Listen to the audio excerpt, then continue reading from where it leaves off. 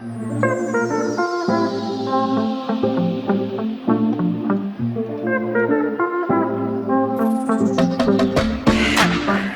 right, so welcome to episode.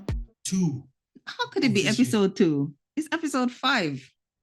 Oh yeah, in grand total. And I was thinking just this year. That's what it was. I was thinking in New Year, new start. But you're right. Episode 5, all in all. Yeah, it's episode 5. We're Mhm. recording this in honor of the month of love. Oh yeah. So we'll be talking about Black love this month. We'll be talking about just love in general. Usually we open by asking each other, how was your week? How you doing? And we do a usual check-in. But I thought we could be a bit different this week. Oh yeah. And I'm going to ask you, how have you felt love this week? Oh, that's a nice one. That is. Well, how I've been loved, how I felt loved this week is very simple. I was sick this week. I was sick as a dog this week. I had the shivers. I had the vomiting up and down. It was a rough week for me medically. And you know what? You took care of me, babe. You took care of me very, very well. You really, really did, You kept on bringing me my drinks. You kept on bringing me my drinks when I needed it. You kept me hydrated, which was very, very important. You look after me very well. So that's how I've been loved, physically and emotionally. So you've been there for me. You had me back. You're welcome. Front and back. Front and back. Okay. What about you? How have you felt loved this week? Well, in the midst of the whole household, one person got chicken pox, the other one springing up with the chicken pox, you with this illness. I've been a nurse. I've been a nurse, a doctor this week. Everybody but me. I've been powering through. And in the midst of all of that, I was fasting this week, and it really showed the peace that surpasses all understanding, because even though the storm was going on, I was just going through.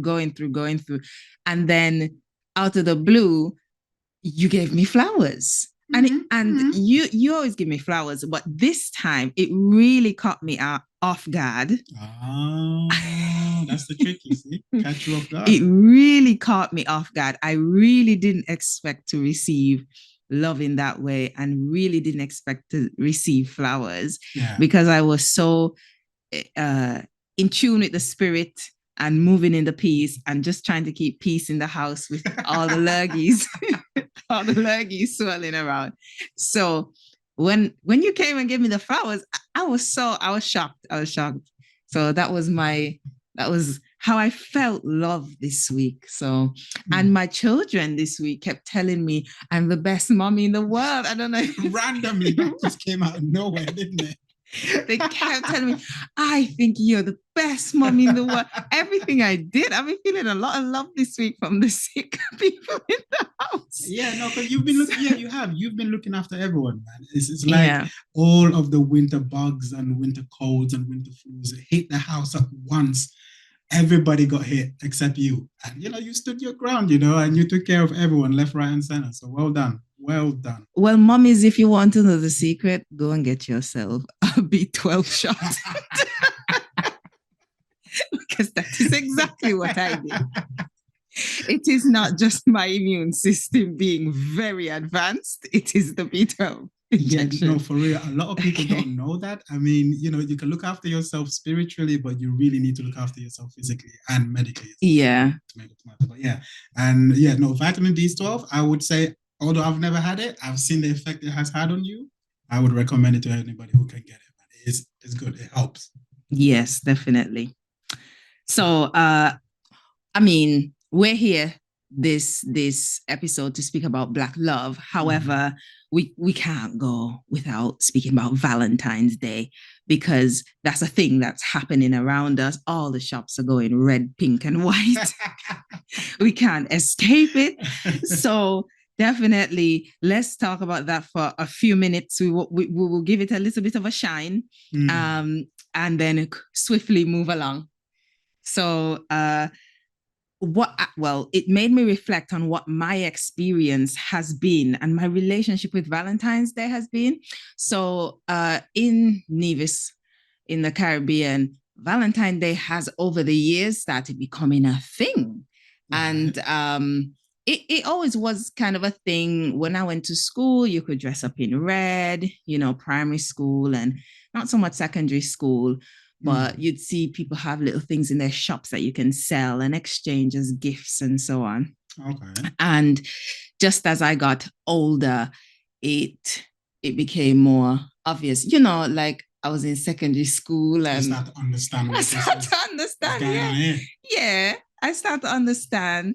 And I must say, I never went to Valentine's Day and a boy didn't give me something. Oh, I'm not gonna lie about that. Right. So that's definitely a truth. I can remember every single Valentine's Day from the time I started secondary school and the guy who gave me a gift. Really? You remember everyone? Yeah. Yeah. One time I bought one gift home and mommy said to me, what happened? He loved you or something, no? And, and I just laughed to myself and I took it and moved on. But as I got older, it kind of just was an inconvenience because my birthday is a week after and I kind of wanted the attention to be on my birthday. So there's that as well. So that's kind of my relationship with Valentine's Day. And then when I met we went on our first date on Valentine's Day. I think that was your slipping. Mm-hmm.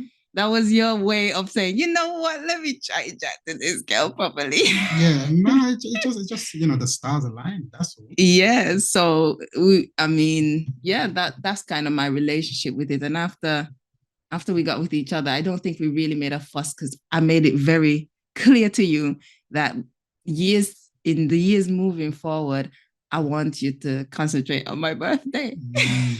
Yeah, no, you did. I mean, for me, I never paid attention to Valentine's Day.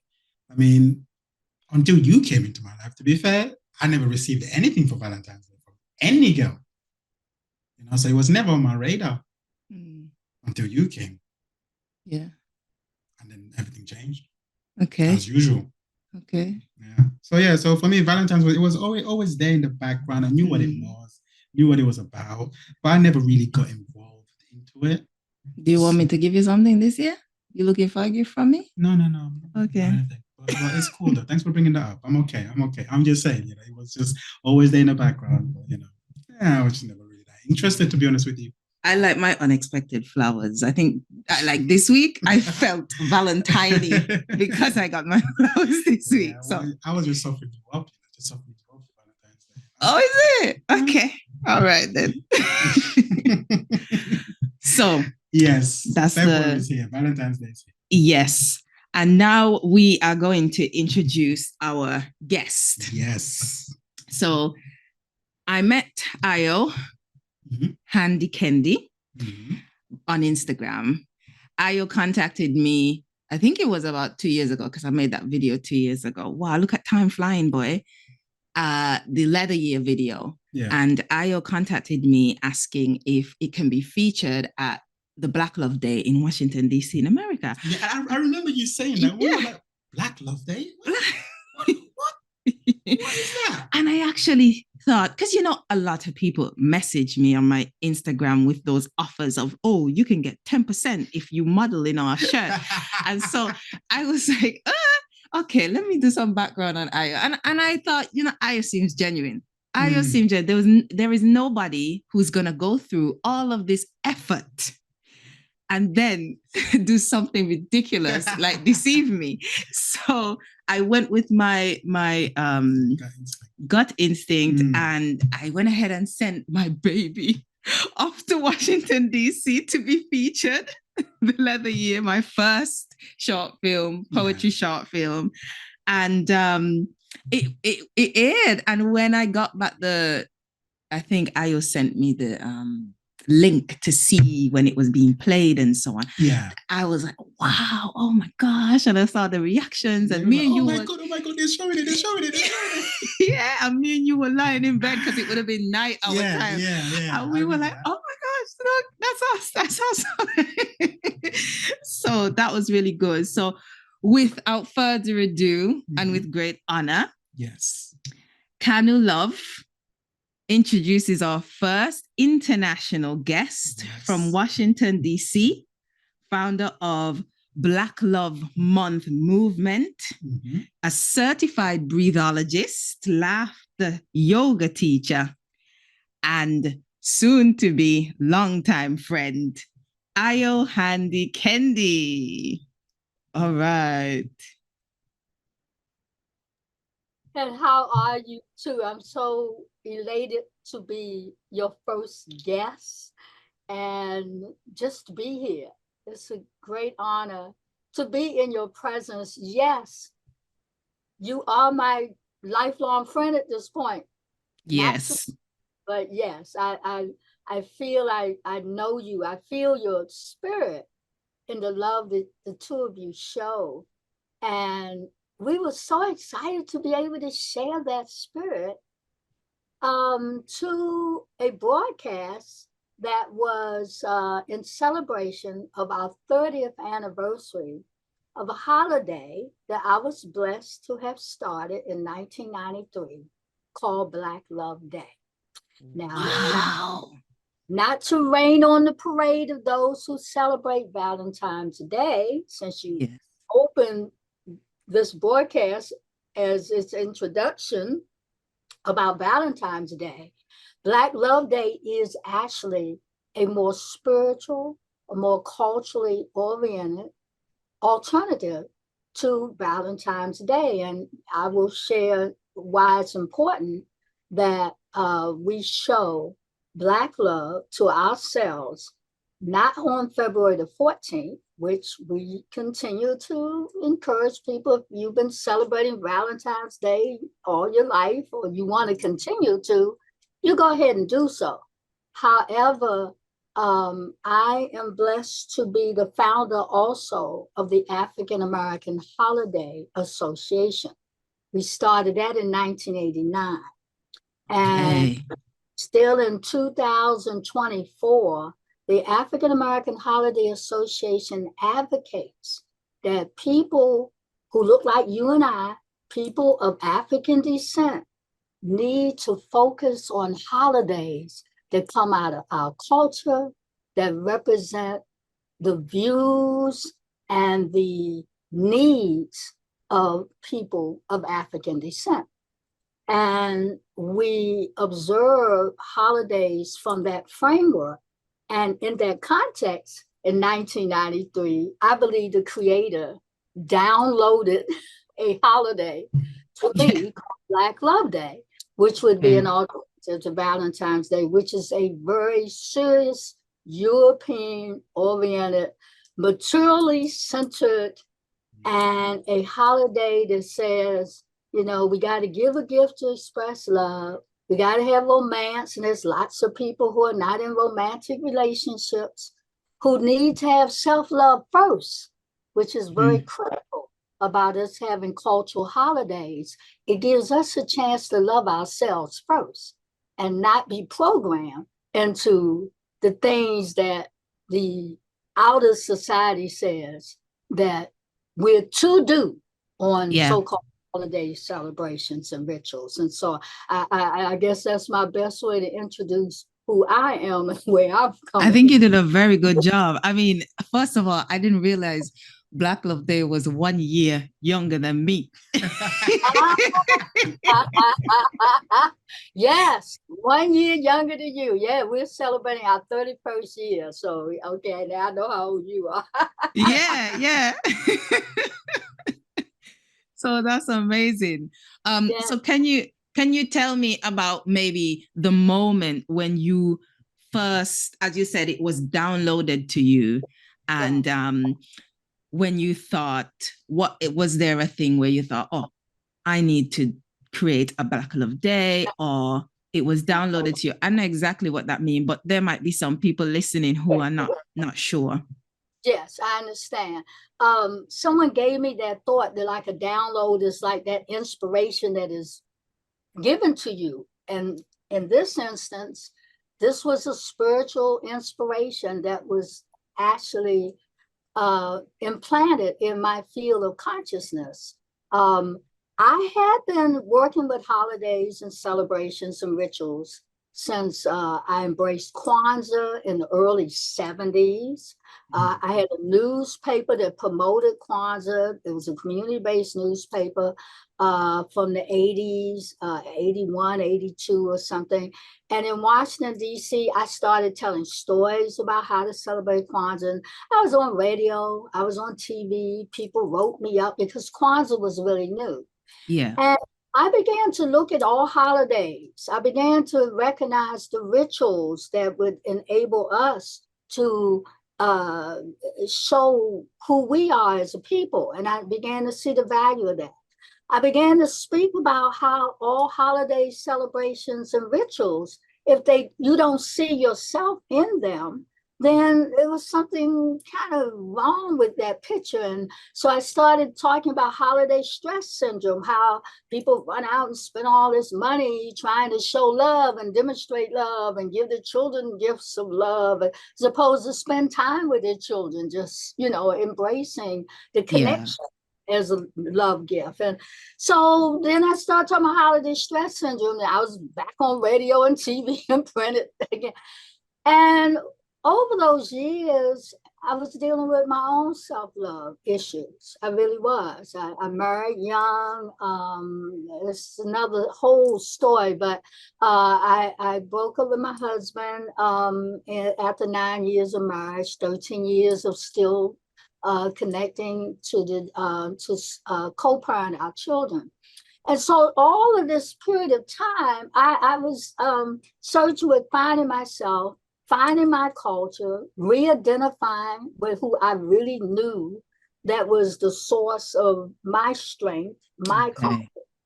And I think in around about 1993, I'm on a bus as I left the movie Malcolm X.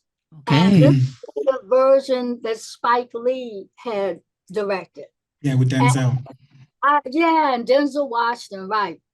And I had just broken up with this, relationship, and I was feeling kind of blue. And this was an unusually hot January day in Washington, D.C. People were walking around with shorts. You said in 2005 it was freezing. Well, this particular day, the sun was pouring through the roof. The bus was lit up with light. Wow. And as I left the theater and feeling totally moved by the scene where the Black people killed Malcolm, and they're jumping over the benches, and it's all like everything is just just a frenzy. Yeah. I kept reviewing that scene over and over again in my mind, and I had already done a lot of work with pro-peace initiatives for years. And I said out loud, sitting in the sunlight of this bus coming home, and I said, God, what can I do to increase peace and stop violence? What can I do? And as if through the sunlight filtering into the window, I heard the voice of the Creator saying, we need more Black love. Wow. We need more Black love. And I turned around, I was wondering if someone was speaking to me in the bus, and it was just me and the bus driver. And I said, wow, okay, yeah, we need more Black love.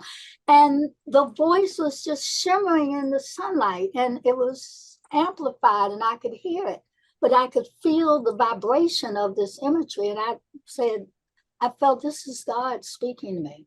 Yeah. And when I went home, I kept hearing, we need more Black love. We need more Black love.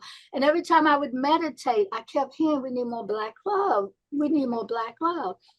And after about 2 to 3 days of this inspiration, this voice coming to me, I said, God, what do you want me to do? What's the message? What should I do? And it came almost as if I had asked directly and gotten an answer that perhaps we need a Black Love Day. Okay. And so I started saying, I'm the founder of the African American Holiday Association. It's no mistake that I'm being directed to do this. And so I just started thinking about it, meditating on it. What do you do for Black Love Day? And then all kinds of miracles kept happening, Brother AJ and Ashley.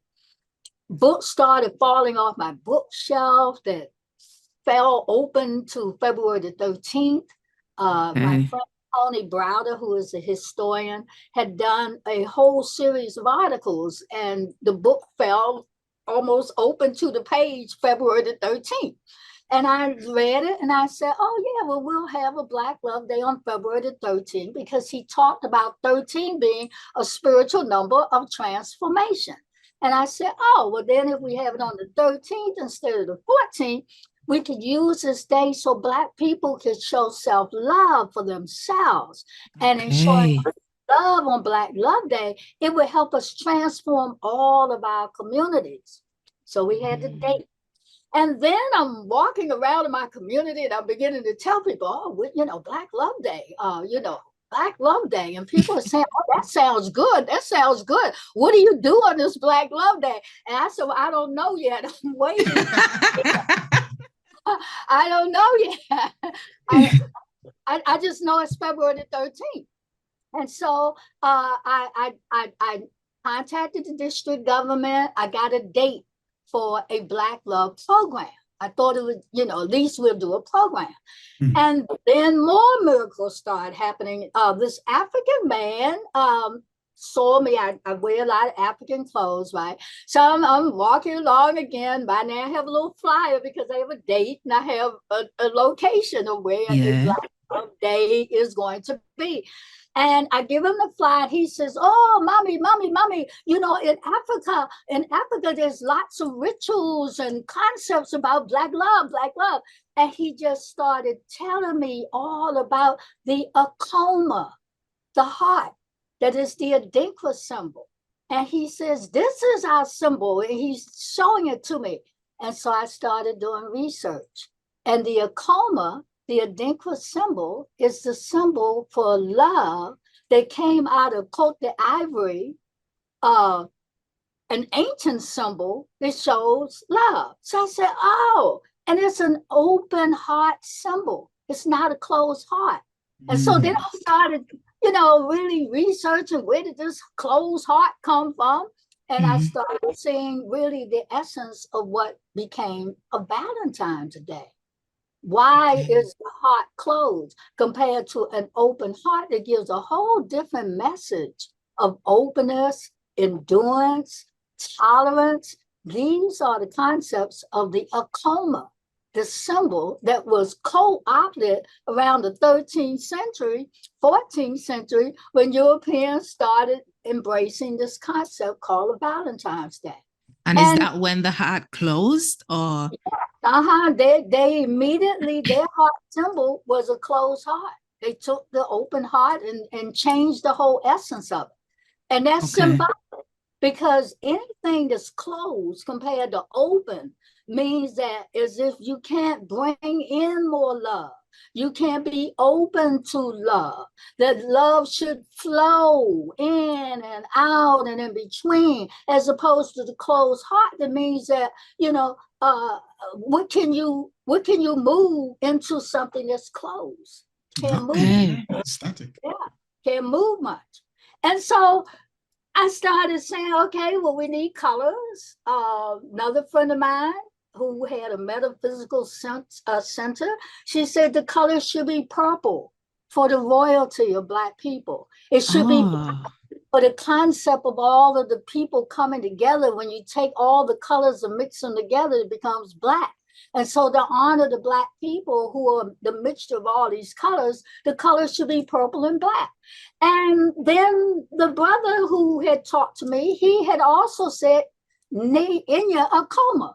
I said, oh, I love that. That sounds like a great greeting, Inya Akoma. And Inya Akoma simply means be patient, get a heart, return to love, goodwill, good tolerance. This Adinkra symbol concept of the open heart was actually the whole essence of now what I could envision that we could have for our Black Love Day. And so 40 days later, another significant number, 40 days. Yes. Yes. Days later, I wasn't counting the days, but the date that I had chosen on February the 13th was actually 40 days from the day I got the vision. And we had our first Black. Wow. I'm on radio now. I'm telling people about, we have this Black Love Day. And a sister from the Washington Post, a very profound journalist, she heard me all excited talking about the first Black Love Day. And she called me up before I even got home. And she said, I want to publicize this. I got 3 days to get it on the front page of the Washington Post's Metro section. And so I told her the vision, how it came about, and she put it in the Washington Post, took pictures, and Black Love started off in the international distributed publication, the Washington Post. And it's just been one miracle after another miracle after another miracle as we have continued to embrace, celebrate, and observe Black Love Day. Wow. Okay. Talk about being obedient. This is what you call obedience. Right here is the essence and biggest example of what obedience looks like. Did you ever see anything else moving forward for Black Love Day? Like, did you see it being global? Like, where at the time? No, I didn't. I thought it would be this local program. Mm-hmm. And that local program, that event was absolutely amazing. I mean, we had vendors and we had health-oriented programming that would bring us into self-love and self-care. As example, we still say today, Black love is self-care. Black love is loving self first. And then you can love everybody else. And so a lot of the people spoke. We encourage people to give gifts as an example of Black Love Day. We didn't have the 5 tenets of Black love that came about in the next year.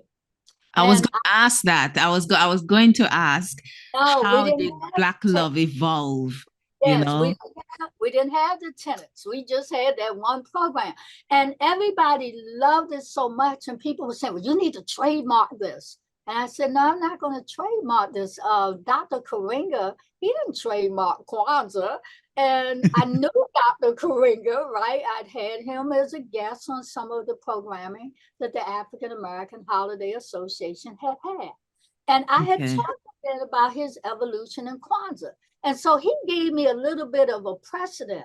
And he said, Sister Ayo, if you just give it to the people, you're going to see how it evolves. Now, you're getting visions and you're listening and you're being obedient. He said, that's the most important thing. If you keep listening to how the Creator wants you to direct this, then it will evolve. And so I did. I didn't trademark it. I didn't have a Black Love book then. The Black Love book didn't come until about 10 years later. And the observances began to evolve on their own. The next year, the second year Black Love Day, people were saying, well, we're going to have another Black Love program. I want to vent. And I said, oh, wait a minute. Y'all think it's just a program. But no, it's not a program. It's a movement. It's a concept. It's a holiday. It's a holy day all by itself. And we do want people to spend their money where it counts and buy from Black people who look like us. And that's when I believe the tenets started evolving. The 5 tenets of Black Love Day, I don't even know how, where, when they were actually kind of downloaded again in my thought processes. But I saw that it was important that we were starting a concept, this holy day, that needed to go way beyond that one day. And the 5 tenets were developed that on the day of Black Love Day, for 24 hours, you show love, demonstrating, not just talking about it, not just giving a gift, but demonstrating true love for the Creator first, our Black selves, our Black family, our Black community, and the entire diasporan race. And those are the 5 tenets. Those are the 5 tenets. And right. value system that beyond the 13th, that on the 13th, you spend 24 hours demonstrating those 5 tenets, and then hopefully they would feel so good. And you would want to demonstrate those tenets all year long. And so from that point on, things have just, the 5 tenets have been embraced by many people, just like the 7 principles of Kwanzaa. People talk about those tenets. People have had Black Marriage Days that evolved from Black Love Day. Other holidays around Black Love began to evolve, called Akoma Days. Other days have evolved, like Agape Days.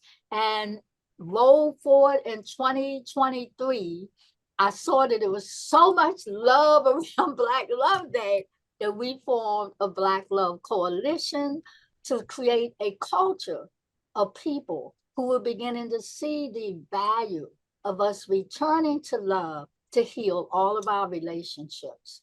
The ritual reconciliation was also another download in which every February the 13th, we encourage people to bring their love hurts to the official Black Love Relationship Ceremony. So the first ceremony was probably that first year. It was the program. But then the second year, an actual ceremony began to be embraced, and it has continued now for 30 years. Oh, so, wow. Right. Now, so now we have a coalition, about 20 some people. We have new people coming, and this year in 2024, the Black Love Coalition agreed that as they were having all their different programs, nobody knew about who was having what in Atlanta. People was having programs in New Jersey. People was having programs in LA. And people started telling me, you know, that Black Love Day is all over the place. We soon have a Black Love Day over here, hosted by... That's what happened. I look online. We got Black Love in the UK, organization in the UK, Black Love in Canada. I said, wow, look at all of this. Wow. You know, I'm just like, no, I had no idea it would grow like this. And so, you know, I said, well, let's bring everybody together because, you know, unity is very important for us. That's the collective energy that we must constantly encourage our community to embrace the Black love in community, in gathering as a group of people, not just in isolation. And so this group now has fostered a whole Black love calendar, and we voted on now having Black Love Movement Month, which will be in addition to Black History Month, so that through this whole month of February, anybody who's having Black Love events, we're going to host your video that you share with me. You all having your anniversary. I thought it was so beautiful. Thank you. Know, inspiring kind of messages, poetry, love songs, love art, whatever way that we can encourage a culture of Black love. It's essential that we can't just do it in 1 year, because how many years have Black people in America been oppressed? How many people have Black people all around the world have been oppressed? And as the original people who brought forth all these concepts, who've been able to love our very oppressors, how important and critical it is to love ourselves first, how, you know, you don't have to hate anybody to love yourself. You just need to feel unapologetically Black for a day.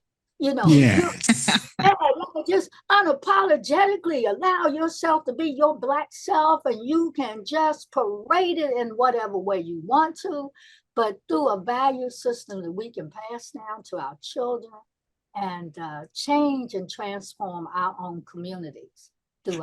Right, you know, and speaking on that, and based off of the history of Black people and how we've viewed ourselves, or how our perception of ourselves has been developed over the years, how was the reception of Black Love Day when you first came up with it? How were people responding to it?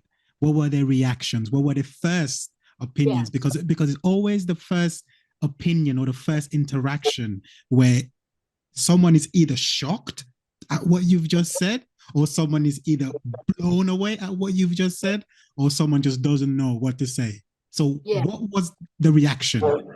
That's a great question. There were people, of course, who said, well, you just can't make up a holiday.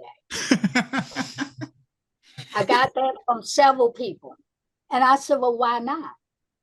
I said, if you look at the number of holidays and celebrations that we have, if you look at the history of them, either somebody started it from some inspiration, or it's been passed down and people don't even know where a lot of the holidays and celebrations come from. They just been celebrating them and going along, and whatever the programming is in the media that says you need to do this, you need to do that. That's what we've been doing.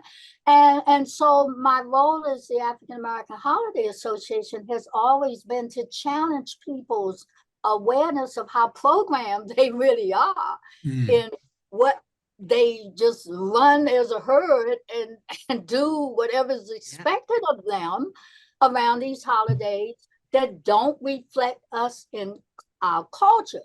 And that has been part of why we have this holiday stress syndrome. You know, we're doing a whole lot to celebrate a St. Patrick's Day. That's not our culture, that's the Irish. You know, even Christmas, the concept of the birth of Christ. You know, there's historical references that Christ wasn't born December the 25th. Christ may have been born in the springtime.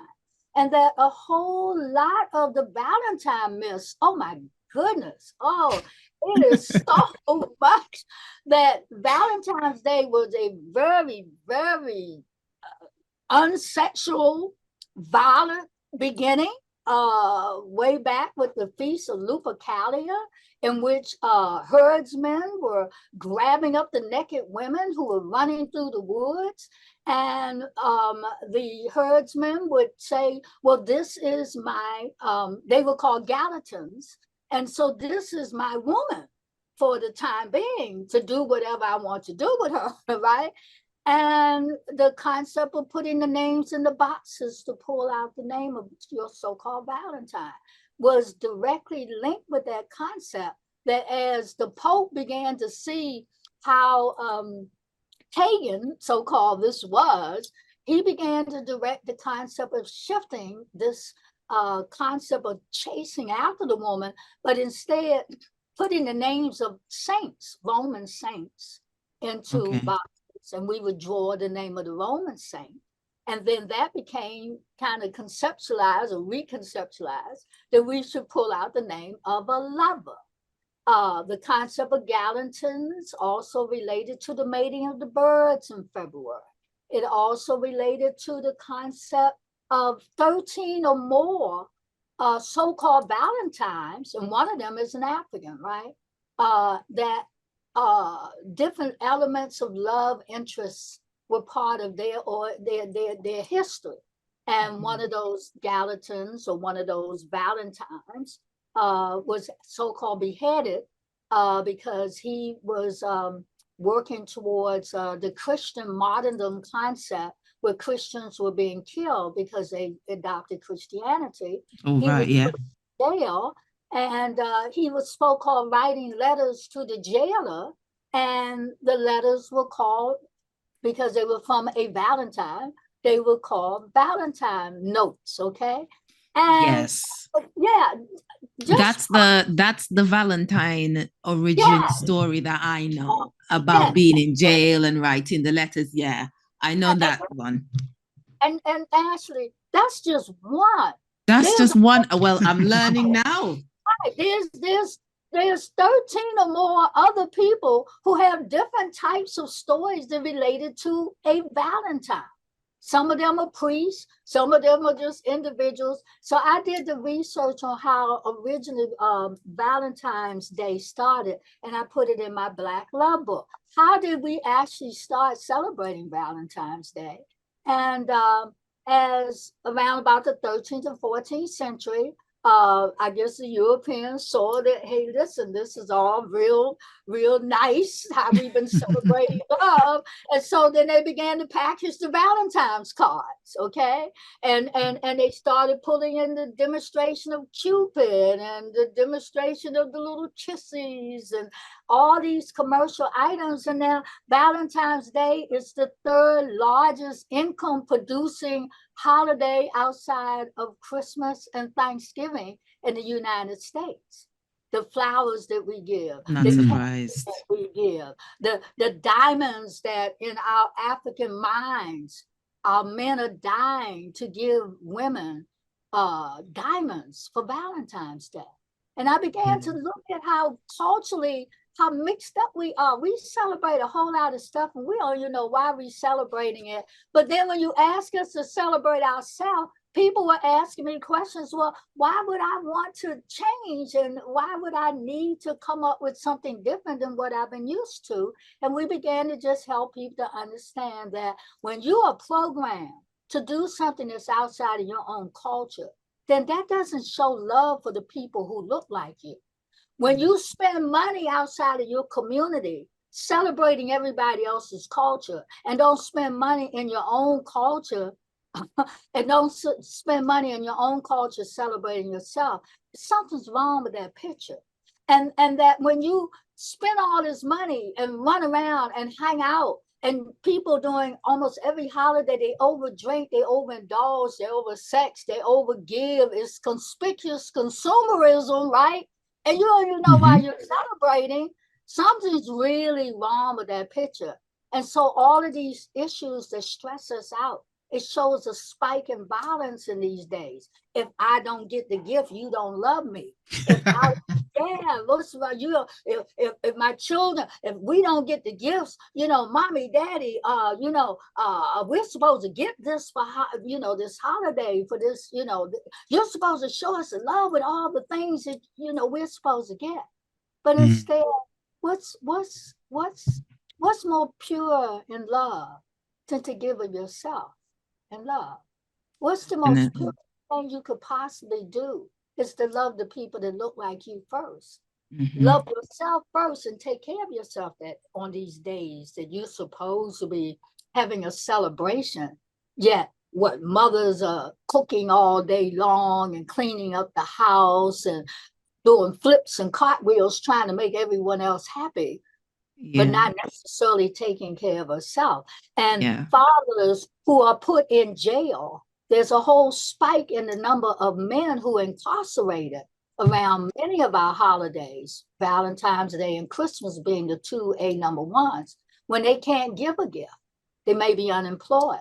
They may be struggling with their own family issues. They can't give a gift. So instead, they go out and try to take a gift, or they go out and rob or steal. And I saw that there's a spike in incarceration around holidays. And I had a son who every holiday also was doing some of their same things. And, I had to sit and really talk to him and school him and tell him, hey, listen, you don't have to give these people anything. All you have to do is give them your love.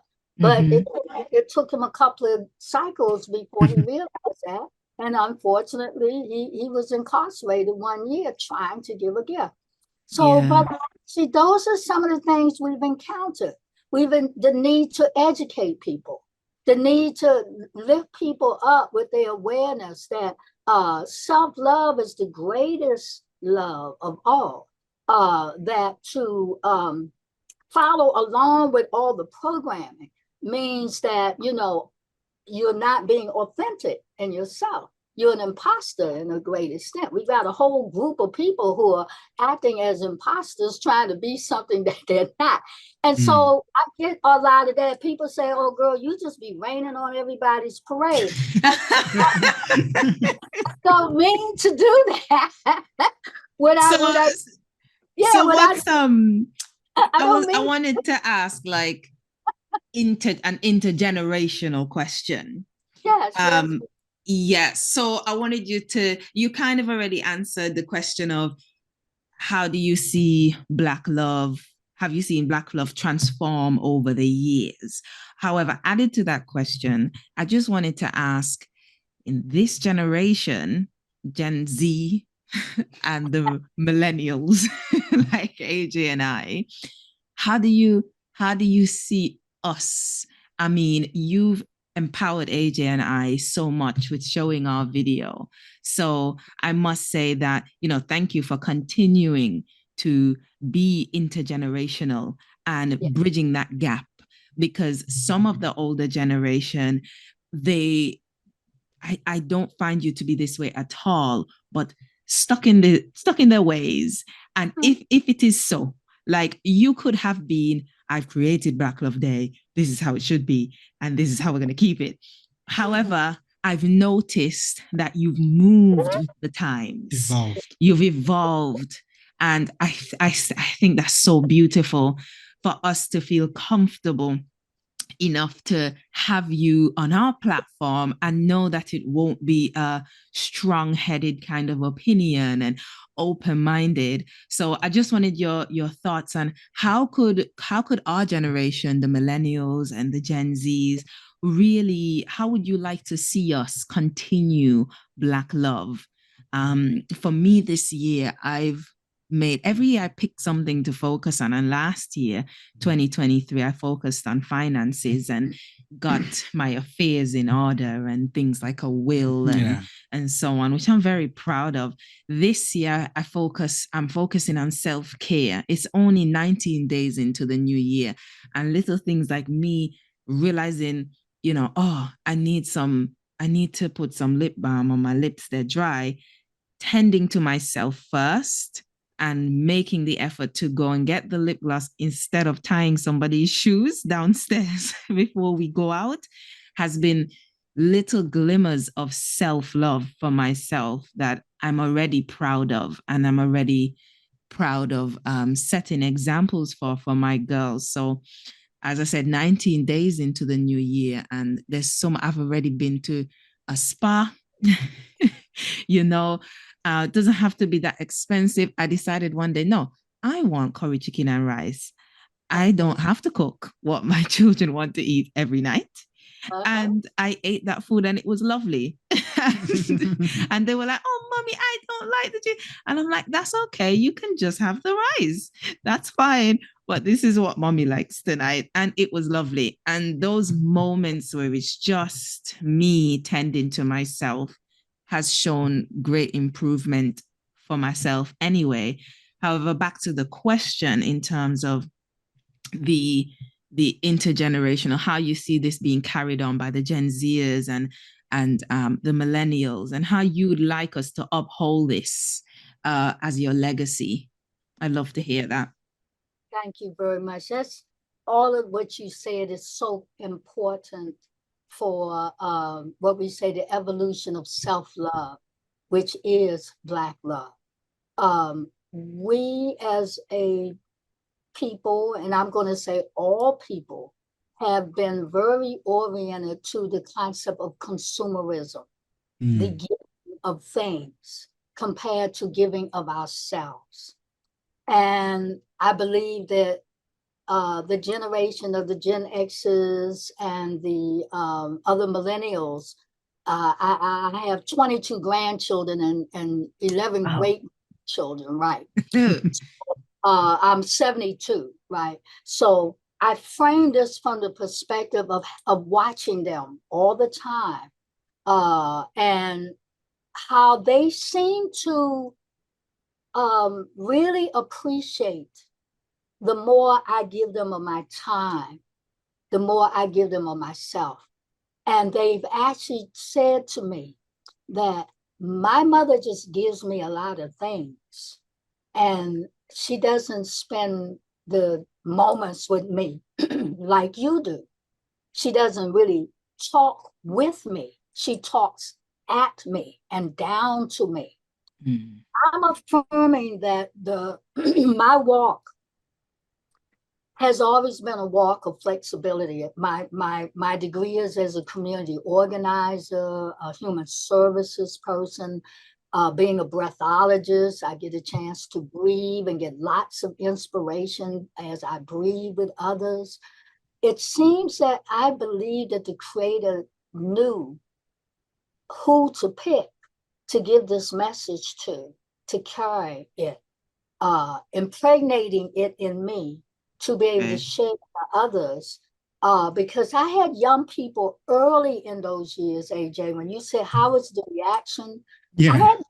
I had young men who came up to me who said, thank you, Mama Ayo. Now I don't feel pressured to give anything other than my time.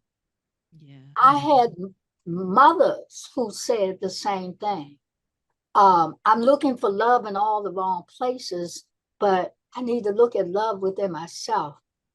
I've gotten those kind of responses over the years and continuing to advocate that Black Love Day gives us a chance to love ourselves, take care of ourselves, create for ourselves, embrace ourselves, love the highest love, the Creator, put it back in our families, expand it to a worldwide community of people that look like us. And so I'm affirming that we put aside the conception that we got to package something and make that love. No, instead, our package must be ourselves. The greatest gift that we could give to anyone is to give to the gift to ourselves of our own presence, our own ability to really do for self first, do what you're doing. You're giving yourself a gift every time you spend that precious moment in which you love yourself. And of course, the more you love yourself, the well doesn't get empty. You're able to give more out of that well to give to others. But when it well is dry and empty, you can't give much to anybody else. And so that's what I hope that the Black Love legacy will be, that we turn the tide around what really is love and how it can be shared and how it should come from our own hearts first to us. Wonderful. Now, with Black Love's, well, Black Love Day's evolution, what are you most proud of this movement? That question. What am I most proud of? Or can you like think of a story that was like, oh wow. Let me see. It's probably so many. Well, one of the stories is it's not the happiest story, but it's a profound story. I did remarry for the second time, and that gentleman I married, I was born and raised in Washington, D.C. He was born and raised in Florida. And he just loved this idea of a Black Love Day. And he was an artist, so he started drawing the images for our Black Love poster and then our Black Love book. But he had a lot of challenges of trauma. And I also had a lot of challenges of trauma as a young child, too. Breathology helped me to rise above them. I've had a history of addictions and all of that. And then I lost a son in 1994. And this was around the time that I was in this relationship with this kind of really very traumatized man. And I think because Black Love had made such an impact in me determining that I needed to go within, because I was giving a whole lot to everybody. I was one of those people that was emptying my well all the time, taking care of everybody else. Yeah. And I likened to the fact that, I was really deprived as a young girl, and that this was a way, I think, of, my expression of loving everybody else, but it wasn't taking care of me. He had a vision, and he said, we really have to open this up. He would call the so-called white race the crackers, and he would say them crackers, and he would say it real negatively, right? Wow. He's a Southern man, them crackers, and they, and would look at him and I say, you don't like white people, do you? You don't say. And he would say, well, you know, they just beat up on us in Florida and they did all these terrible things to us. And I had to help him to evolve.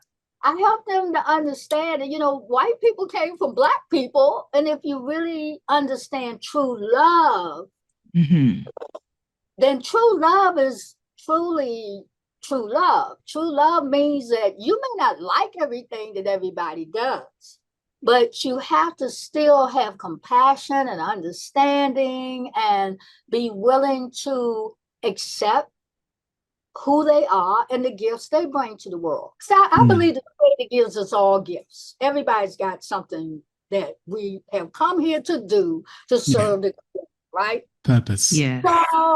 So I think that one of the blessings that I can say as a story is that I helped him begin to change. I helped him to begin to see that even though there had been a lot of oppression in his life, and there's a lot of pain and a lot of trauma, that he really also had been blessed. Then another blessing that came from it is that the pictures that he drew in the Black Love book shows that degree of shift of showing love in all of those 5 tenet fashions. And so able to actually draw some pictures that show the connection of sister love. He was really against that. Oh, he was against, you know, all kinds of different aspects of loving relationships. Oh, no, not he was just very inflexible. And so I think that's one of my real blessings, that I was able to help him. When you love, you love, you love. And loving comes back to you. And so you don't, you know, petition it off, you know. And some people have often said to me that while you speak about all this culture, you know, you're a Pan-Africanist. And I've said to people, I may be a Pan-Africanist, but I don't espouse that in my sense of my identity. I see myself as a loveologist. And that's one of the greatest feelings that I began to identify myself with. What is my religion? I've been Islamic, I've been Christian, I've been Buddhist, I've been African spiritual religions. But when I embrace the concept that my religion is love, that I'm always been open to loving. And that is what helped me to evolve from the trauma of being abused as a child. I was able to forgive my father. I was able to forgive the abusive relationships between that particular man that I spoke of, because it got real ugly in the 6 years we were together. Dragged down the street, choked, those kind of things. But I was able to forgive him because I knew that hurt people hurt people. I was able to forgive the person who took out the life of my 17-year-old son. I was able to forgive and move forward. And for me, I think that that's perhaps the thing I'm most proud of, that in my being a loveologist, that I have been able to move and be open to however love comes to me and how have I been able to give it to others. I think that really, it sounds like through all of what you've said so far, you really were still working on and continue to work on the tenets for yourself and not get lost in teaching, but you continue to be open to learning. And I really like that. So we're going to start wrapping things up now. And wrapping things up looks good. Think of like when you're wrapping up a gift and you get the wrapping paper and you get the tape. And it's an exciting thing wrapping a gift, isn't it? Well, for me anyway, I love it. And then you get the bow and I get all fancy with the streamers and everything. So we're about to wrap up Black Love with Ayo. And I just want to want to ask you, how is Black Love Day going to look this year? Give us the rundown of itinerary and everything like that that's going on. I mean, first of all, you said it's Black Love Month movement this year. So let's go. Let's hear the activities. Well, we will still always on February the 13th, whatever day the 13th falls on, we have our official Black Love Relationship Ceremony. This will be the 31st year of it. It will be hosted in Baltimore, which means that we have now 7 or 8 official Black Love Relationship ceremonies that I was able to introduce the ceremony and its edifices and its rituals. Hold on, Ayo. I'm so sorry to interrupt you. I have to ask, that was a question that I meant to ask. Can you give us like an overview of what the Black Love Relationship ceremony is? It does, in my head, I'm thinking it involves couples, or how does that look? Okay, it involves couples if they want to be part of it, but it involves also anybody who wants to take part in the ceremony. And this ceremony evolved over a number of years in which we embrace those 5 tenets in the entire ceremony. And as I'm saying, we have 8 cities that have actual official ceremonies, but we also open to the world that if they wanted to have a Black Love ceremony, I wrote down what to do in the Black Love book. And we also encourage people that could look in many different ways. Some people then took the idea that on their Black Love Day, they want to have a party. Hey, have a party. It's a celebration. There's skate parties that happen on Black Love Day. There's art exhibits that happen, all of those. But the official Black Love Relationship ceremony, just like in Kwanzaa, you have a candle lighting ceremony. Yes. Yeah. So it came to me after, again, talking with Dr. Karinga, it came that it was important to have something that would give people a format by which they could then evolve and transform in their love. And the ceremony involves open prayer, which is showing love for the Creator. People stand and pray in whatever prayer voice they would like. It involves showing love for yourself. We stand next to someone else and we affirm them as we affirm ourselves. Then there's the aspect in which we gather as a people. And as we stand in circles, we get a chance to recite the 5 tenets. And we have spiritual anointing where we open up the third eye so that we can see within ourselves to be able to see who we really are and the love needs that we have. We invite people to come to a ritual of reconciliation, another very important aspect of this relationship ceremony, in which we ask people to go into the breath, open the heart, and forgive anyone who there's a love disconnection with. And to be able to forgive opens up the space then to fill it or refill it with love. And so we have a section after that in which people apologize to those people who they either have hurt or who they have felt this disconnection with. And in the apology, the African gentleman opened me up to the awareness that in many parts of the continent, you don't just apologize to the one individual that you hurt. You apologize to the entire community because that individual is a reflection of an entire community. And their love hurt would go out into that community, continuing to hurt the community. So in the Black Love Relationship ceremony, we have an opportunity for public apology and private apology.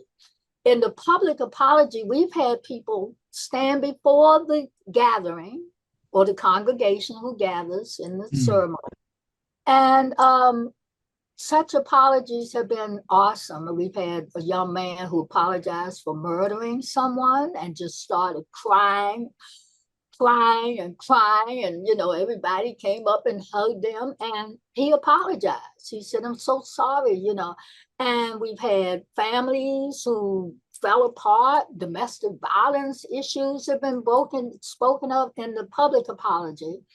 And after you express the public apology, then the congregation frees you by accepting your apology. Some people aren't ready to do that. Yeah, I could imagine. So the private apology, then we write down who we may have hurt or who have hurt us, and we forgive them. That's the atonement aspect of Black Love Day. And we encourage people to then put their private apology into a burning urn. And when you burn up the dross of confusion, like a burning, they call it a burning bush ceremony, the burning aspect burns up, because when you set something on fire, it transforms it, it burns it up, it changes the nature of things. And so we burn the private apology statement, and that frees those people up. And then that's when we gather in a circle and we affirm the 5 tenets so that we will have this value system. If in the 24 hours we have not demonstrated our 5 acts of love at the ceremony, all of those aspects of the ceremony enables us to have demonstrated the 5 tenets of Black Love Day. I love that. Mm-hmm. So when people believe that, you talk about feeling transformed. Oh my goodness. We get all kinds of comments about mine. I mean, the people said they just felt like they were just lifted up, because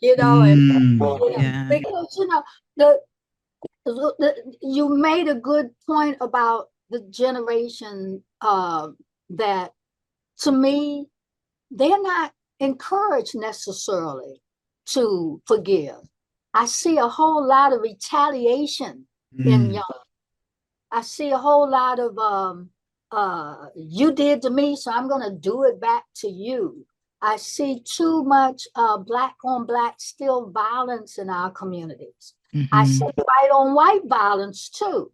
And it says a lot about how do you let go of, if you've been hurt, how do you let it go? And so this ceremony really is an opportunity to let go of some of that pain, some of that confusion that comes from when you feel like you have been hurt, and then therefore open the space for love to return. So we say, we must love Black people, we must love Black people, we must love. And in so doing, we demonstrate it.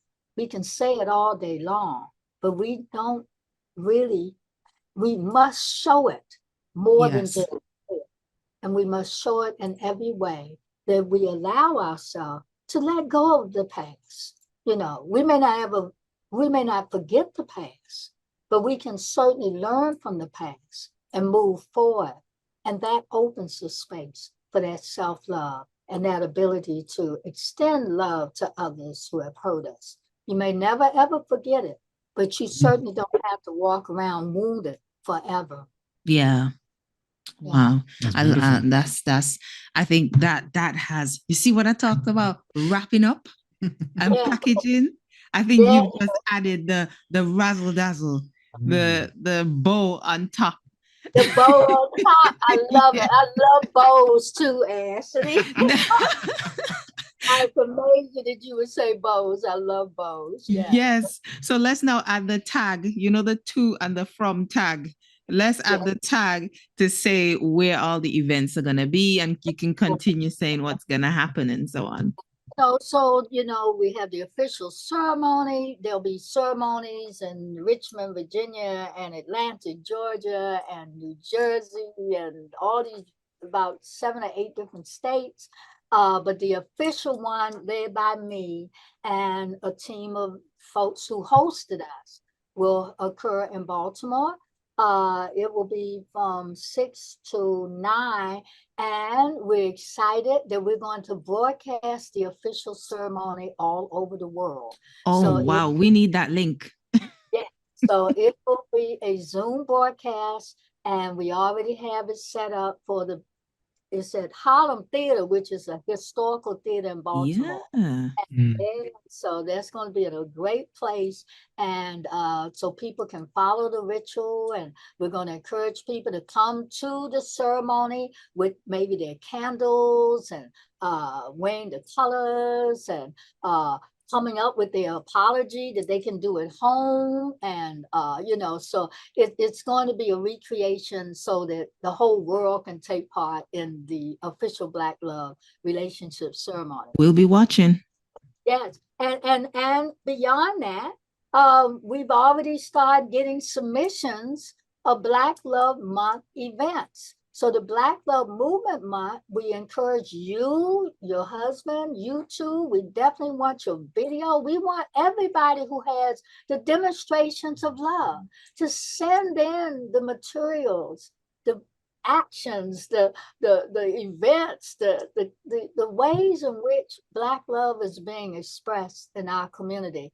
And we want to help promote it and help coordinate it. So we're working on the calendar. If you go to the website today, it's not all up there. Tell us the website, Ayo. The website is African American Holidays with an S on the end.org.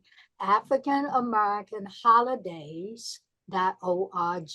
And we are open to anyone this year to send in your events, your activities, be part of our collective calendar so that we can all know what all of us are doing in transforming ourselves through love.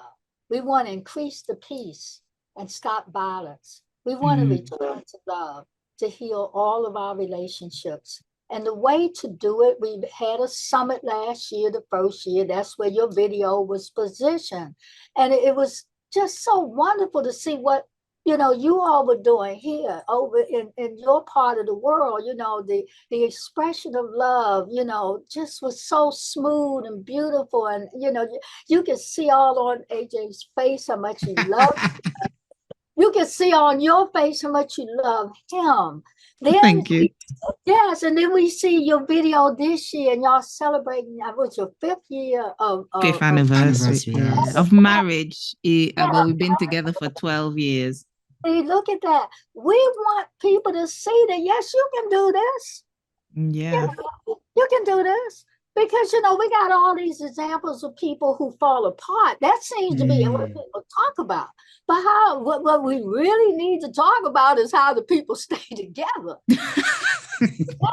And we need to see how they stay together. We don't need to just talk about it from a theoretical standpoint. We need to see that you're demonstrating what he said when we started this. She took care of me. She took great care of me. That's the extension of love that our people need to see. We don't need to be, a sister doesn't need to get mad because the man says, hey, listen, I'm not feeling well. Please, can you fix me some soup or can you get me some tea?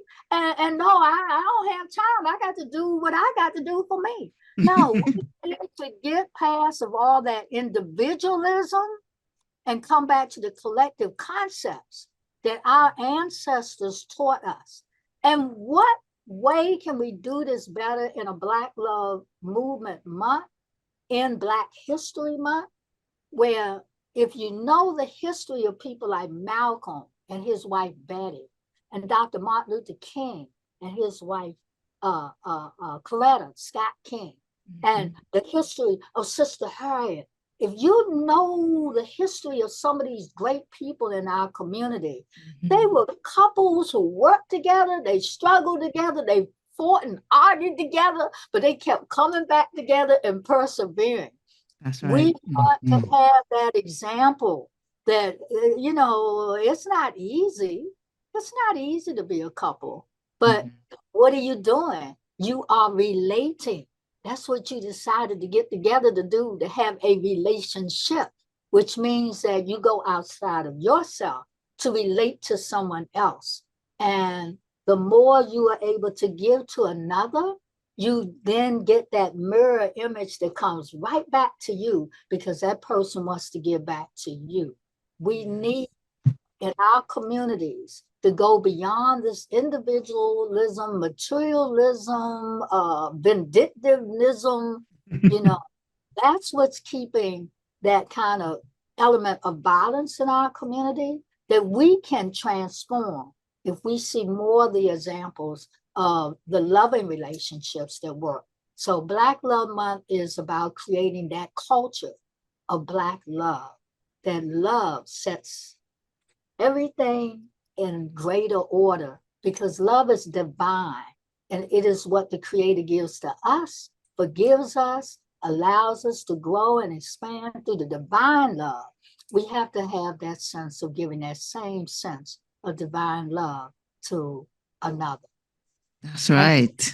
And to others, okay? To others. Definitely. So that's what's going to happen. A whole lot of not a whole lot of bells and whistles, but it's up to what the that sounds like bells and whistles to me. Bells and whistles. Yeah. And some of these events, we hope to have a Black Love concert. We're talking to one of the brothers now, jazz musician. We hope he'll commit. Wow. Yeah. So that might be the date night, toward the end. And, a whole lot of bells and whistles. But it depends on what you do in your community. You can have yeah. So yes, if you do decide you want to have a Black Love relationship ceremony, please let me know. Of course. I would love to host one in your community. I really would. Yeah, that's something to think about moving forward. Because we loved, when we did our anniversary, gosh, we can talk all night, Ayo, but anyway, right? It's already 7:00 here. We have to go pick up our children. Okay. But when we did our anniversary ceremony anniversary event celebrating 5 years, so we had our marriage mentors who really encouraged us to do that. There were some people who were like, you only married 5 years, why do you think that why do you need to renew your vows and all these things? So I was very intentional with who we invited, and we really prayed about who we want. And we only invited couples. It was only couples, and we wanted couples in our space to bring that energy and put that love on us and receive it from us. And even down to like 2 weeks before, I said to AJ, we only just met a couple like a month before. And I said, God is telling me I need to invite them. God is telling me that I need to invite them. And I invited them. And we facilitated it very well. My cousins are ministers, so they came and facilitated like a couple's, like the open heart, and we had to face each other and profess the day we fell in love, when we realized we were in love with each other, right? So this couple who I had only invited like a week before, and they came, and the outpouring of emotions to both of them, and not just that couple, but all the couples who were there. Everybody just fell in and fell back in love with each other. They might have come and had an argument before they got to the venue. They might have, I don't want to wear this, all these things. It just fell away. It fell away. And the thing about when you said about coming up and telling the truth and shaming the devil and giving a platform for forgiveness, all of that happened at that space. So now it's making me think, perhaps we can, because a lot of the couples have been asking me and AJ if we're going to do a retreat. When are you doing a retreat? Oh, when are you doing a retreat? And I'm thinking a retreat in my head right now. I'm thinking, oh my gosh, that's so big. But you've made me realize that it's actually achievable, because we've done it before. We've done it before. Just that we didn't call it a retreat. It happened to be our anniversary lunch and blessing. But we can do that again and call it in honor of Black Love Day, and just have the couples come around and, facilitate something nice. So thank you very much for that. Well, we thank you very much. That was it's been brilliant. Honestly, we can sit here and listen to you all night. We really can. Well, you've definitely blessed us and given us a sermon. This felt like we went to church and back again. And I love that. I love that we can commune in this way virtually, and we give thanks for technology that we're able to do this so effortlessly, you know? Yeah, I mean, I learned a lot. And I hope our viewers have learned a lot as well. Mm-hmm. Yeah, and I hope that our KanuLovers listening have perhaps altered their plans this year for how they show their significant other, or importantly themselves, and the 5 tenets of love. They've incorporated that some way into how they celebrate this year. So thank you so much. Thank you for coming on to KanuLove. Thank you so much. I've been honored and blessed to be in your presence. And the greeting again is Inya Akoma, be patient, get a heart, return to love. I send you the greeting, Inya Akoma. Continue to be the wonderful, loving example of what true Black love really is. Thank you. Thank you. Thank you.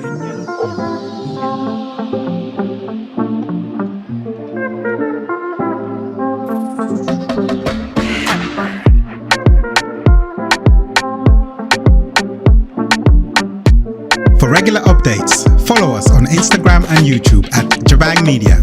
Remember to like, share, and subscribe. Take it easy.